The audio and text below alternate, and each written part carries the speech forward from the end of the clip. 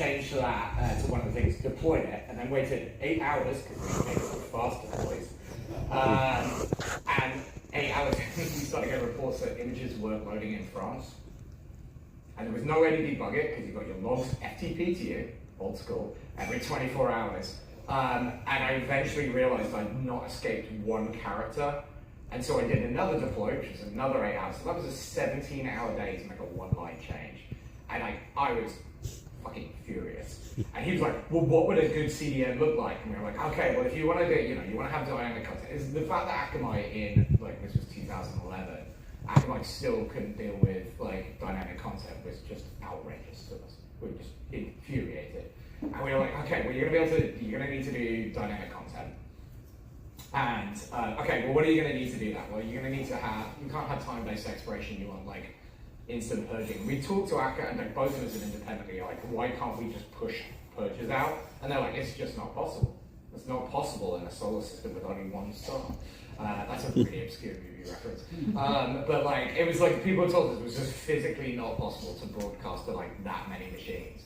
And it's like, okay, well, no, but then you're going to want real-time analytics and logs, because if you make changes, okay, well, also you're going to need to have code at the edge, because if you're going to want to make choices, and otherwise, if you have to go back to the origin to make choices, what's the point of having a CDN? And then that was when something flipped, and it was like, okay, well, if you can move some logic to the edge, why don't you move more logic to the edge?